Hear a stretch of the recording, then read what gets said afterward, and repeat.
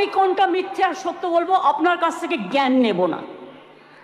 আমি opposition leader যেগুলো বলেছেন, পয়েন্ট রেজ করেছেন, আমি প্রত্যেকটার উত্তর দেব। তার জন্য ধৈর্য ধরে আপনাকে শুনতে হবে। আমি সবাই, আমার লাইনে আসতে অনেক টাইম লাগবে, আপনার ট্রেনটা বেলাইন হয়ে গেছে, ওটা সামলান আগে। আমি আইনের কথায় পরে আসছি। বিরোধী দলনেতা কতকগুলো কথা বললেন, রুলসে পরিণত করার দায়িত্ব কার্যকর হবে কি? গভর্নরকে, মাননীয় গভর্নরকে বলুন এটাকে সই করে দিতে বিলটা, তারপরে যদি কার্যকর না হয় তার দায়িত্ব আমাদের, তার দায়িত্ব আমাদের। আমি আবার বলি, উই ওয়ান্ট রেজাল্ট অলসো। আপনারা যেটা বলেছেন গভর্নমেন্ট ফাস্ট ট্র্যাক কোর্ট করেনি, আপনার বক্তব্যে বিরোধী দলনেতা বলেছেন। আমি মনে করি আপনার কথার উত্তরে আমার এটুকু বলার অধিকার আছে। আমাদের রাজ্যে বর্তমানে 88টি ফাস্ট ট্র্যাক কোর্ট আছে, মহিলাদের জন্য 52টি ডেজিগনেটেড কোর্ট আছে, যাতে মহিলাদের বিরুদ্ধে সংগঠিত অপরাধের মামলাগুলোর দ্রুত বিচার হয়। এই কোর্টগুলো এখনো পর্যন্ত মোট 3,92,620টি কেস দায়ের করা হয়েছে। তার মধ্যে 3,11,479টি কেসের ডিসপোজাল এর মধ্যেই হয়ে গেছে। এবার আপনারা বললেন কামদুনি কেসে আমরা নাকি পিপি চেঞ্জ করেছি। পিপি চেঞ্জ অনেক সময় তার ট্রান্সফারের ব্যাপার আছে, প্রমোশনের ব্যাপার আছে, হাইকোর্ট তাকে এখন হাইকোর্ট থেকে পারমিশন নিতে হয়, এসব ব্যাপার আছে। আমি টেকনিক্যালিটিসের মধ্যে ঢুকছি না। কিন্তু আমরা কি করেছিলাম, ইনসিডেন্ট ঘটেছিল 7 June 2013, chargesheet submitted by CID within 3 weeks. 28 June 2013 supplementary chargesheet দেওয়া হয়েছিল 10 জুলাই 2013, কিন্তু কোর্ট পাস্ট জাজমেন্ট এটা আমাদের হাতে নেই 30 জানুয়ারি 2016। কোর্টটা তো আমাদের হাতে নেই, কোর্টটা তো আপনাদের হাতে আছে। এটা আপনাদের একটু ভালো রোল প্লে করুন, এটা আপনাদের কাছে আমি রিকোয়েস্ট করব। আমি আপনাদের আবার বলি, ইয়েস অ্যাবসলিউটলি, আমি আপনাদের বলি যে আমরা ফাঁসি চেয়েছিলাম, কিন্তু কোর্ট সেখানে কি শাস্তি দিয়েছিলেন? কোর্ট দিয়েছিলেন 3 were চার্জশিটেড। আমরা trial court past judgment on 30 January 2016, where out of 8 living accused, 1 accused expired during trial. 3 were charged with the death penalty.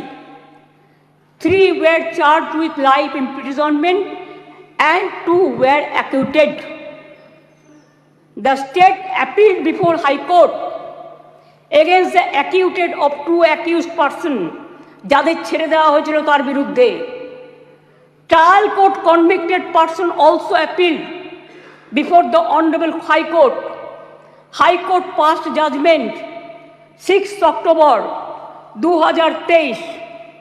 তাতে তারা শাস্তির ডেথ পানিশমেন্ট দেওয়ার বদলে 2 জনকে দিয়েছিলেন লাইফ কনভিকশন, 1 জনকে ছেড়ে দিয়েছিলেন, 3 জনকে 7 ইয়ার্স পানিশমেন্ট দিয়েছিলেন, আর অ্যাকিউটেড 2 জন ছিলেন, তার বিরুদ্ধে আমরা এসএলপি সুপ্রিম কোর্টে ফাইল করেছি এবং 9 অক্টোবর 2023 এটা এখন পেন্ডিং আছে সুপ্রিম কোর্টে। এটা আপনি আমাকে জিজ্ঞেস করেছিলেন রিগার্ডিং ফাস্ট ট্র্যাক কোর্ট এবং কামদুনি। আপনার উত্তরে এগুলো কোশ্চেনের উত্তরে আমি এগুলো জানালাম, কারণ এটা আমার জানানোর অধিকার এবং দায়িত্ব। কারণ আমি মনে করি অপোজিশনেরও একটা দায়বদ্ধতা আছে সরকারকে তার কোশ্চেনের উত্তর দেওয়া। 3, আপনারা অনেক কথা বলতে বলতে হঠাৎ বলে ফেললেন ট্রেনেও রেপ হয়েছে। ট্রেনটা কার দায়িত্বে? রাজ্য সরকারের। ট্রেনের ভেতরটা রক্ষা করার দায়িত্ব আরপিএফ এর। Please realise, railway protection force, এটা রেলকেও দেখতে হবে। ঘটনাগুলো ঠিক নয়। মনে করুন আমি এবার আপনারা কিছু প্রেসিডেন্ট দিয়েছেন, দিতেই পারেন, কিন্তু আমি কোনো কাগজ দিচ্ছি না। তার কারণ খবরে কাগজ দিচ্ছি না, কারণ এগুলো নিজেদের তৈরি করা রিপোর্টও হতে পারে। আমি স্পিকার সাহেবকে বলবো ক্রস চেক করুন all of the fake news, maximum cross check করে আপনি যদি দেখেন correct information, I don't have any problem. কিন্তু যদি দেখেন wrong information, misleading information, disinformation and distorted information and destructive information and provocative information, then speaker has the right to deal it. মনে আছে আপনাদের, কেউ তো একবারও স্বীকার করলেন না উন্নাওয়ের কথা। 2017 সালে নাবালিকাকে ধর্ষণ করেছিলেন। আমি একজন বিধায়ক বলবো বিজেপি, কিন্তু আপনি বলতে বললেন আমি কিন্তু আপনার পার্টির নাম বলতাম না, সরি, এটা আপনি আমাকে বাধ্য করলেন বলতে, কারণ তিনি এখানে প্রেজেন্ট নেই তো বলে নামটা বললাম না। নামটা আমার কাছে আছে, আমি অ্যাসেম্বলি পার্লামেন্টে আমি সিস্টেমটা জানি। ধর্ষিতা মেয়ের বাবাকে তারপর বন্দি অবস্থাতেই হত্যা করেন ধর্ষকের বাবা, মানে ধর্ষক সেই বিধায়ক। মনে করুন আজ থেকে 4 বছর আগে 2020-এ এই সেপ্টেম্বর মাসেই হাতরাসের ঘটনা, যেখানে একটি দলিত মেয়েকে গণধর্ষণ করা হয়, বিচার তো পায়নি, সেও বাঁচেনি। বিভিন্ন রাজ্যে চলছে একের পর এক ঘটনা। এটা গ্লোরিফাই করার নয়। 70 পেরোনো বৃদ্ধও আছেন, 3 বছরের শিশুও আছেন, নার্সও আছেন, স্কুল ছাত্রীও আছেন। কথা বলবেন না, শুনুন। যখন বলেছেন ধৈর্য ধরুন, ডিস্টার্ব করবেন না ওনাকে, প্লিজ প্লিজ বি কুল। আপনারা শুনুন, ডিস্টার্ব করবেন না ওনাকে। ঠিক হিসেব আছে, আপনি বলছে। বলুন। শুনেছি আপনারা অনেক বলেছেন, মাননীয় মুখ্যমন্ত্রী উত্তর দিচ্ছেন, আপনাদের শুনতে হবে, প্লিজ প্লিজ। আরে এখনো তো অনেক বাকি আছে, শুনুন আগে। ঠিক আছে স্যার, এটা ফ্যাক্ট যে আজকে প্রতিদিন দেশে প্রায় 90টি ধর্ষণের ঘটনা ঘটে। তার মধ্যে অনেকেরই মৃত্যু ঘটে, খুব বেদনাদায়ক। উত্তরপ্রদেশের ঝাঁসিতে চলন্ত গাড়িতে 17 বছরের মেয়ে ধর্ষিতা হয়েছে। উত্তরপ্রদেশের বারাবাঁকিতে 9 বছরের মেয়ে ধর্ষিতা হয়েছেন। শাহজাহানপুরে মহিলা ধর্ষণের শিকার হয়েছেন। বুলন শহরে 6 বছরের মেয়েকে ধর্ষণ করেছেন। আগ্রা ইঞ্জিনিয়ারিং স্টুডেন্ট একটি মেয়ে ধর্ষিতা হয়েছেন। উত্তরাখণ্ডের নাট ধর্ষণ, 9 দিন পরে দেহ পাওয়া গেল। ওড়িশাতে ধর্ষণ হলো পেশেন্ট। মহারাষ্ট্রের বদলাপুরে 2 নার্সারির বাচ্চা সেক্সুয়ালি অ্যাসাল্টেড হলেন। মুম্বাইয়ের 13 বছরের মেয়েকে ধর্ষণ করা হলো। কোলাপুরে একটি বাচ্চা মেয়ে ধর্ষিতা হলো। আসামে 13-14 বছরের মেয়েকে গণধর্ষণ, যেখানে যে দোষী তাকে এনকাউন্টারে মেরে ফেলা হলো, বিচার হলো না। রাজস্থানের ঢোলপুরে গ্যাংরেপ, যোধপুরে 3 বছরের বাচ্চাকে ধর্ষণ। এই মানসিকতা দেখলে ঘৃণা লাগে। আমি বলি ছি ছি, যেই ঘটাক এই ঘটনা তাদের বলি লজ্জা লজ্জা লজ্জা। বলতে দিন আপনারা, এটা একটা জাতীয় লজ্জা। ধর্ষণ আজকে জাতীয় লজ্জার পর্যায়ে পড়ে গেছে। আসুন আমরা সবাই মিলে একমত হই, ধর্ষণের বিরুদ্ধে সমাজ সংস্কারের প্রয়োজন আছে, মানুষের জাগরণের প্রয়োজন আছে। এই বাংলা অনেক সমাজ সংস্কার করেছে। রাজা রামমোহন রায় যখন সতীদাহ প্রথা সংস্কার করেছিলেন, এখানে আইন পাশ হয়েছিল এই বাংলায়, তখন কিন্তু তাকে অনেকে মেরে মাথা ফাটিয়ে দিয়েছিলেন। কিন্তু মনে রাখবেন, রাজীব গান্ধী যখন প্রধানমন্ত্রী ছিলেন, এই আইনটা অল ইন্ডিয়া আইন হিসেবে সতীদাহ প্রথা নিবারণটা পাশ হয়েছিল। সতীদাহ প্রথা নিবারণের জন্য রাজা রামমোহন রায় করেছিলেন এবং এই আইন এখানে পাশ হয়েছিল। তারপরে রাজীব গান্ধী যখন প্রধানমন্ত্রী ছিলেন তখন দিল্লিতেও পাশ হয়েছিল পার্লামেন্টে। এটা এখন অল ইন্ডিয়া আইন। কি মিহির গোস্বামী, তুমি যখন কংগ্রেস করতে তুমি জানতে না এটা? জিজ্ঞেস করুন। যদি একটা ব্যাধি হয়, ব্যাধিটাকে সারাতে হবে। মনে রাখবেন, এই অনুযায়ী দেশের ধর্ষণের ঘটনায় সাজার হারও খুব কম। কেন সাহস পাচ্ছে এত? এটা আমাদের উপলব্ধি করতে হবে।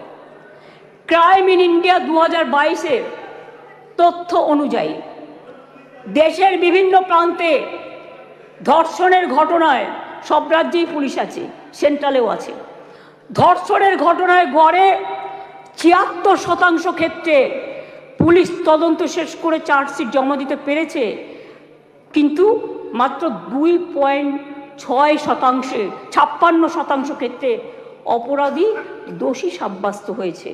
প্রবলেমটা কিন্তু এই জায়গায় রয়ে গেছে, গলদটা। ধর্ষণ রোধে দ্রুত বিচার এবং কঠোরতম সাজার দাবি জানিয়ে আমি 2টো চিঠি ইতিমধ্যেই প্রধানমন্ত্রীকে লিখেছি। আমি যেহেতু তার কাছ থেকে কোনো উত্তর পাইনি, উত্তর দিয়েছেন একজন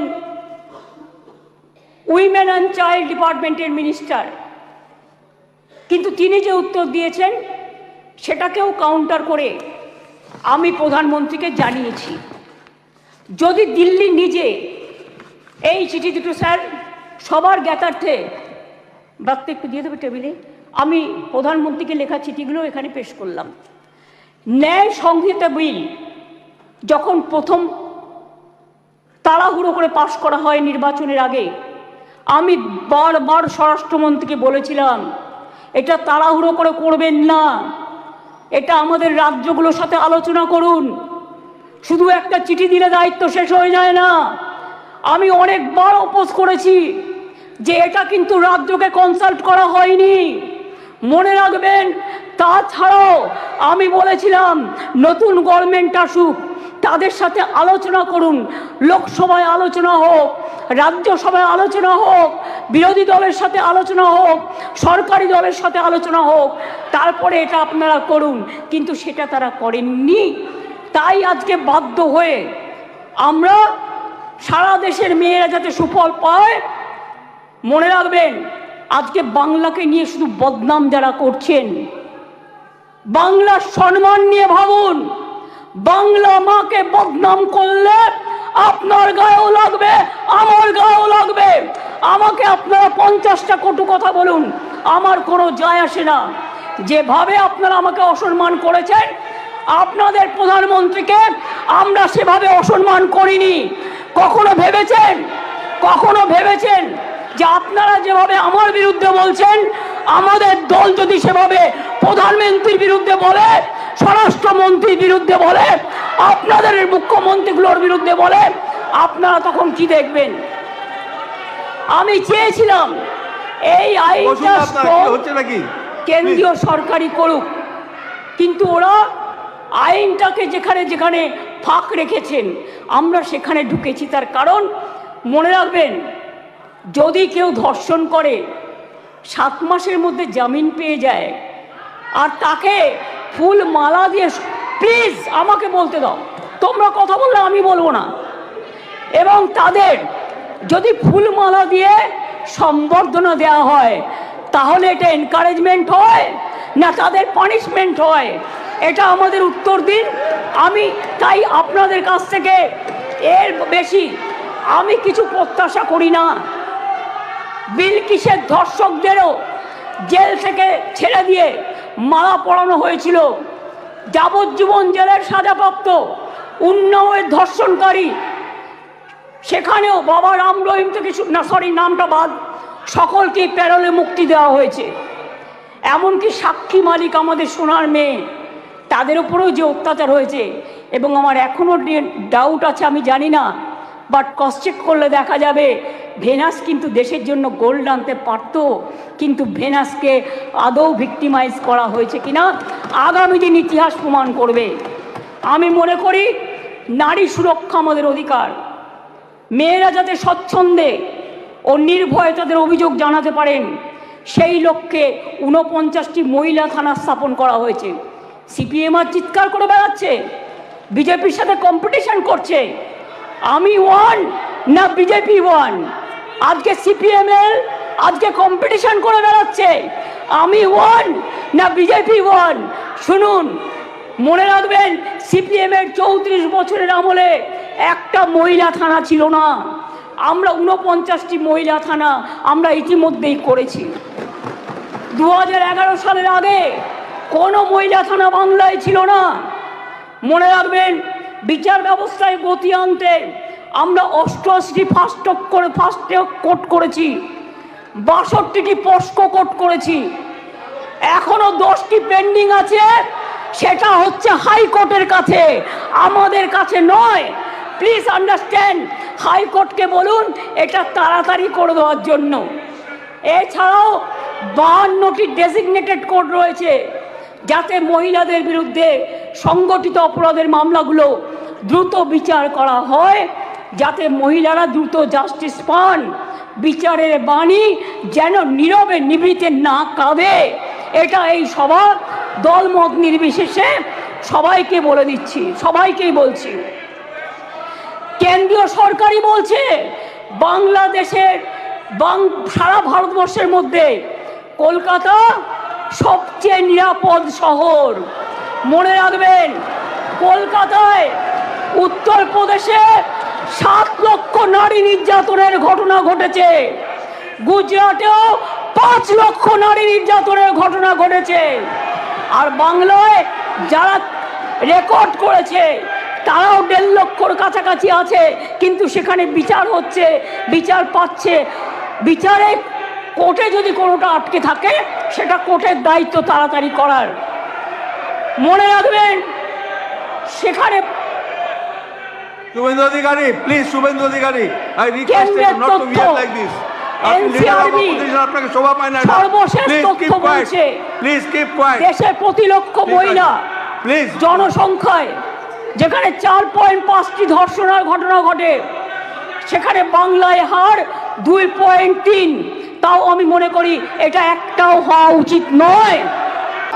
তারপরেও বাংলার নামে কুৎসা করে যাচ্ছে।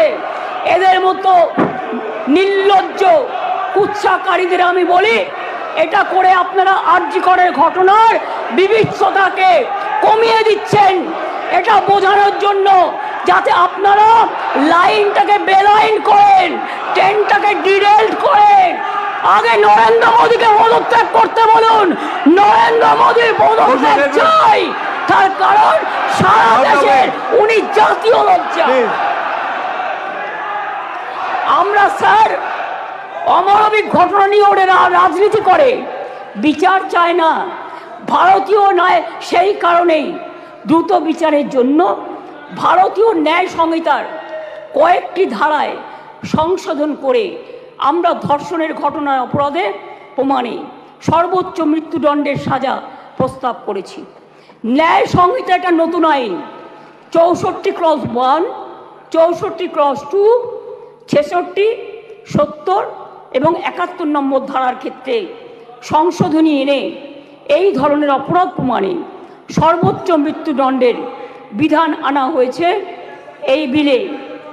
ধর্ষণ বা যৌন নিগ্রহের শিকার কোনো মহিলা বা শিশু পরিচয় কোনোভাবে যেটা প্রকাশ্যে না আসে, আগে তো বিলটা পাস হোক, তারপরে তো রাজ্যপাল সই করলেই এটা হয়ে যাবে রেজাল্ট।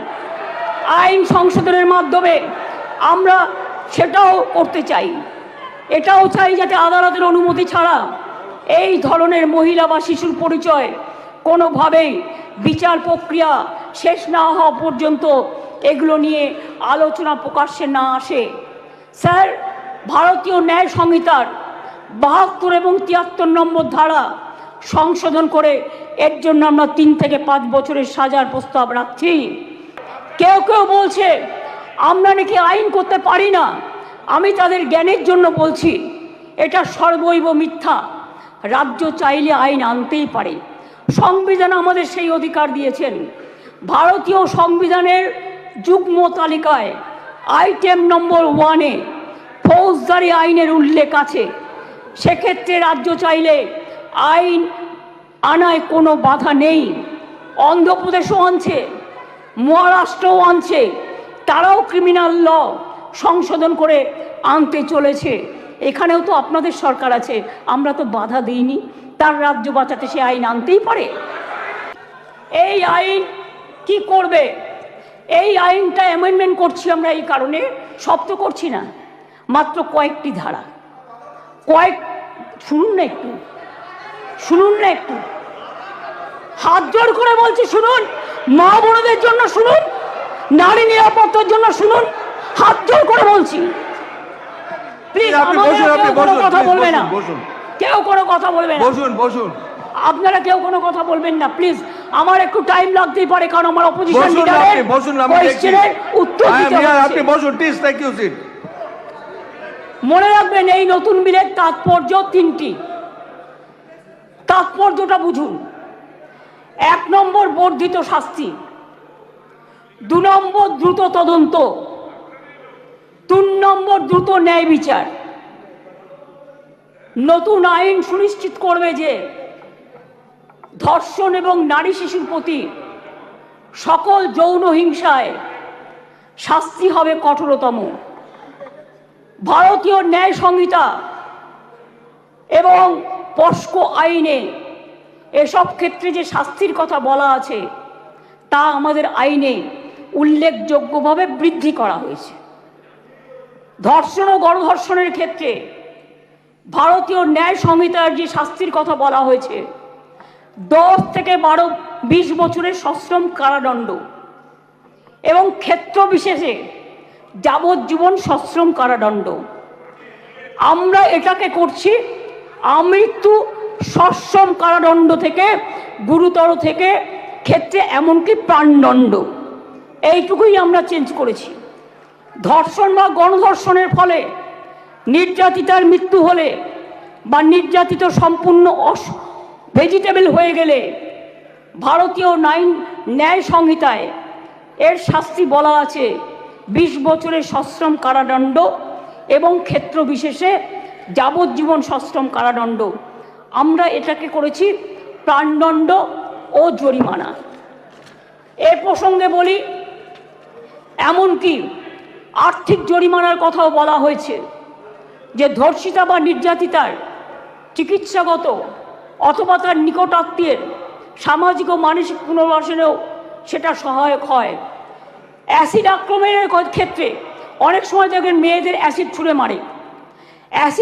অ্যাসিড আক্রমণের ক্ষেত্রে ভারতীয় ন্যায় সংহিতার এর শাস্তিতে বলা আছে 10 বছরের সশ্রম কারাদণ্ড, ক্ষেত্র বিশেষে যাবজ্জীবন সশ্রম কারাদণ্ড এবং ফাইন। আমরা এই শাস্তি বাড়িয়ে করেছি, আরজি করার জন্যই তো এটা হচ্ছে, আমৃত্যু কারাদণ্ড এবং ক্ষেত্র বিশেষে প্রাণদণ্ড। দ্রুত তদন্ত করবার জন্য অপরাজিতা টাস্ক ফোর্স নামে এই আইন পাশ হয়ে গেলে একটি বিশেষ পুলিশ বাহিনী তৈরি করা হবে। এই ধরনের অপরাধের দ্রুততম তদন্তের জন্য প্রাথমিক রিপোর্ট আসার পরে 21 দিনের মধ্যে তদন্ত সমাপ্ত হবে। খুব ব্যতিক্রমের ক্ষেত্রে বড় জোর 15 দিন পর্যন্ত তদন্ত সীমা বাড়ানো যেতে পারে। শিশুদের জড়িয়ে কোনো অপরাধ সংগঠিত হলে সাক্ষ্য সংগ্রহ হবে 7 দিনের মধ্যে। দ্রুততম বিচারের স্বার্থে বিশেষ আদালত তৈরি হচ্ছে। চার্জশিট জমা দেওয়ার 30 দিনের মধ্যে ট্রায়াল শেষ করতে হবে। দ্রুততম বিচারই নির্যাতিতার মানসিক স্বাস্থ্য পুনরুদ্ধারের পক্ষে শ্রেষ্ঠতম পদক্ষেপ। আমি এখনো বলি যে আমরা নির্ভয়া ফান্ডের যে টাকা এসেছিল তাতে 60% কেন্দ্র দেয়, 40% আমরাও দিই। এবার আসি স্টেট শেয়ারে। নির্ভয়াতে রাজ্য 54,55,00,000 টাকা ইতিমধ্যেই দিয়েছে। এর মধ্যে 66% টাকা খরচাও হয়ে গেছে। রাজ্য এক্ষেত্রে আরও 17,98,00,000 টাকা এই ক্ষেত্রে রাজ্য আরও দেবে। তাছাড়াও আমি মনে করি যে কিছু কিছু হসপিটালে এটা ফ্যাক্ট, আগেকার দিনে তৈরি হয়েছে মেডিকেল কলেজগুলো, কিছু ডাক্তার কিছু নার্সদের যাওয়ার জন্য যে রাস্তাগুলো আছে গাছে ঢাকা বা অনেকটা খালি, এগুলো আমরা করিনি, অনেক দিন দীর্ঘদিন আগেকার। কিন্তু আমি অলরেডি হেলথ সেক্রেটারিকে ডেকে বলেছি, প্রিন্সিপাল সেক্রেটারিকে, প্রত্যেকটা রাস্তা তোমরা চেষ্টা করো কভার আপ করার, যেখান দিয়ে নার্স মহিলা ডাক্তাররা যাতায়াত করে বা অন্য ডাক্তাররাও। হয়তো একটু টাইম লাগবে, কিন্তু আমি 100 কোটি টাকা দিয়েছি, এর জন্য স্যাংশন করেছি আমরা। সিসিটিভি লাগাও সব জায়গায়, এবং যে জায়গাগুলো কভার করবে সেখানে আলো দাও। এছাড়াও যেখানে রেস্টরুম নেই সেখানে রেস্টরুমও করে দাও। তাছাড়াও আমরা একটা নারী সুরক্ষা, যেটা রাত্রি সাথী করেছি, যেখানে পরিষ্কার বলা হয়েছে যে মহিলারা যত কম সম্ভব 12 ঘন্টা ডিউটি করবে। যদি এমার্জেন্সি থাকে তার ডিউটি ডাক্তার বাড়াবে। তার কারণ মেয়েদের মনে রাখতে হবে কেন করেছি, সেটা আমাদের ব্যাপার, আপনি কেন কথা বলছেন? আমরা এই কারণে করেছি মেয়েদের সুরক্ষার জন্য। যারা রাতে কাজ করতে চায় তারা allowed. Problem, please listen carefully, রাত্রিরে যারা কাজ করবে তাদের ফুল প্রোটেকশন দেওয়ার জন্য। রাত্রিরে যদি কেউ কাজ করে তাদের ফুল প্রোটেকশন দেওয়ার জন্য এই রাত্রি সাথী করা হয়েছে। এবং হসপিটালগুলোর কাছেও আমরা বলেছি, স্কুলগুলোকেও বলেছি, ICDS সেন্টারগুলোকেও বলেছি, মিড ডে মিল সেন্টারগুলোকেও বলেছি সঠিক পদক্ষেপ নিতে। এবং মনে রাখবেন, এই বিলটি এখানে পাস হওয়ার পরে মাননীয় রাজ্যপালের কাছে যাবেন, তিনি তাড়াতাড়ি এটা পাস করলে এটা রাষ্ট্রপতির কাছে যাবে, রাষ্ট্রপতির কাছে গেলে এটা আইনে পাস হবে, এবং এটা আইনে পাস হলে এটা একটা ইতিহাস হয়ে থাকবে এবং সব রাজ্য এটাকে আগামী দিন মডেল করবে, মনে রাখবেন। আর প্রধানমন্ত্রী করতে পারেনি বলে আমরা করেছি। প্রধানমন্ত্রী, আপনি দেশের লজ্জা, আপনি মেয়েদের প্রোটেকশন দিতে পারেন না, তাই আপনার পদত্যাগ দাবি করছি, স্বরাষ্ট্রমন্ত্রীর পদত্যাগ দাবি করছি, বিজেপি মন্ত্রীদের পদত্যাগ দাবি করছি, রাজ্যে যে মুখ্যমন্ত্রীরা আছে পদত্যাগ দাবি করছি। আর অপোজিশন লিডার গুলি চালাবার কথা বলেছেন, তাকেও পদত্যাগের দাবি করছি। আমি এইটুকু বলে সবাইকে ধন্যবাদ জানিয়ে আমার কথা শেষ করছি। অনেক অনেক ধন্যবাদ। জয় হিন্দ, জয় বাংলা, মেয়েদের জয় হোক, নারী শক্তির জয় হোক, অপরাজিতারা বিচার পাক, আর জি করে দোষীদের ফাঁসি হোক, এটা আমরা চাই।